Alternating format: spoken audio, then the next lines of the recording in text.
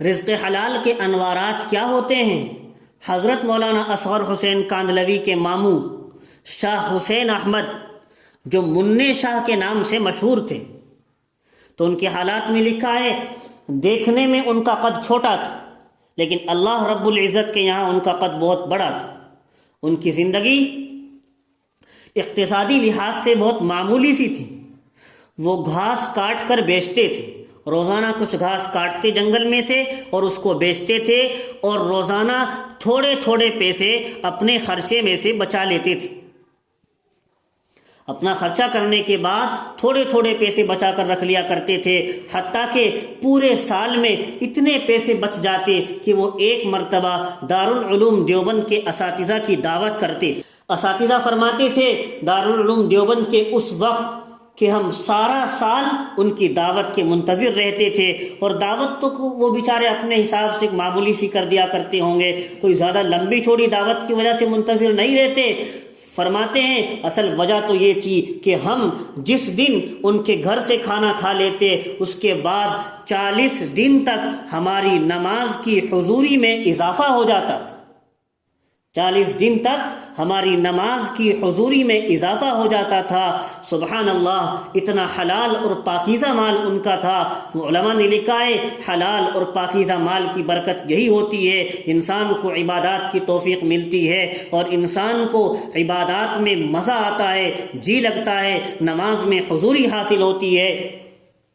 تو اللہ ہمیں رزق حلال کا اہتمام کرنے کی توفیق نصیب فرمائے اور حرام سے بچنے کی توفیق نصیب فرمائے۔ آدمی بھوکا رہنا گوارا کر لے، فاقہ کرنا گوارا کر لے، لیکن حرام سے بچے۔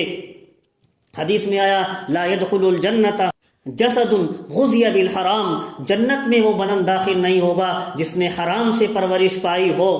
اور دوستو، روزی کا وعدہ بھی اللہ تبارک و تعالیٰ نے اپنے ذمے لے لیا ہے، اس لیے رزق حلال کے لیے بھی ہم اللہ سے دعائیں بھی کریں اور اسباب بھی اختیار کریں۔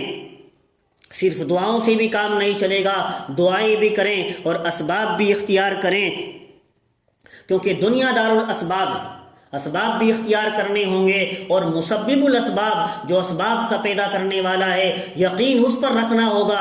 دینے والی ذات اللہ تبارک و تعالیٰ کی ہے۔ اس نے قرآن میں فرمایا وَمَا مِن دَابَّةٍ فِي الْأَرْضِ إِلَّا عَلَى اللَّهِ رِزْقُهَا، زمین میں کوئی چوپایا، کوئی چلنے والی چیز ایسی نہیں ہے جس کا رزق ہمارے ذمے نہ ہو۔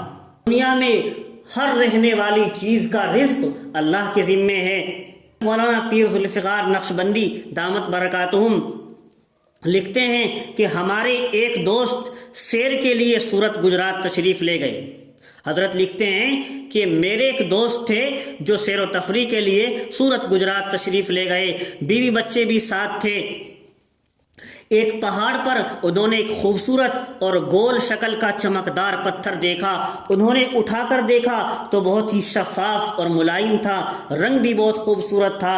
بچوں نے اصرار کیا وہ پتھر آپ گھر لے چلیں۔ والد نے بھی سوچا چلو ڈیکوریشن کے کام آ جائے گا، یہ اس کو سجاوٹ کے طور پر گھر میں رکھ لیں گے، سفر کی یادگار ہی صحیح رہے گی، یادگار کے طور پر ہی لے چلتے ہیں۔ چنانچہ انہوں نے وہ پتھر لا کر گھر میں سجا دیا۔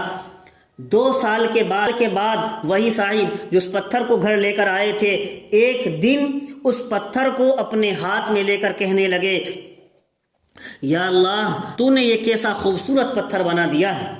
قرآن میں وہ پتھر ہاتھ سے چھوٹ گیا، بس اللہ کا کرنا تھا، اسی کہنے کے دوران میں وہ پتھر ان کے ہاتھ سے چھوٹ گیا، نیچے فرش پر گرتے ہی ٹوٹ گیا۔ ایک لمحہ کے لیے انہیں افسوس تو ہوا، مگر ساتھ ہی یہ دیکھ کر حیرانی ہوئی کہ پتھر کے درمیان میں ایک سوراخ تھا جس میں سے ایک کیڑا نکلا اور چلنے لگا۔ اب بتائیں کہ بند پتھروں میں کیڑے کو کون روزی دیتا ہے؟ یقیناً اللہ تبارک و تعالیٰ کی ہی ذات عالی ہے جو بند پتھر کے اندر بھی کیڑوں کو روزی پہنچاتی ہے، جہاں کوئی جانے کا راستہ نہیں ہے، کوئی انتظام نہیں ہے۔ پس سب تعریفیں اسی اللہ تبارک و تعالیٰ کی ذات کے لیے لائق ہیں جو تمام جہانوں کا پروردگار ہے، تمام جہانوں کو پالنے والا ہے۔ تو ہمارا یقین اللہ ہی پر ہونا چاہیے، اسباب کا اختیار کرنا بھی ساتھ میں ضروری ہے۔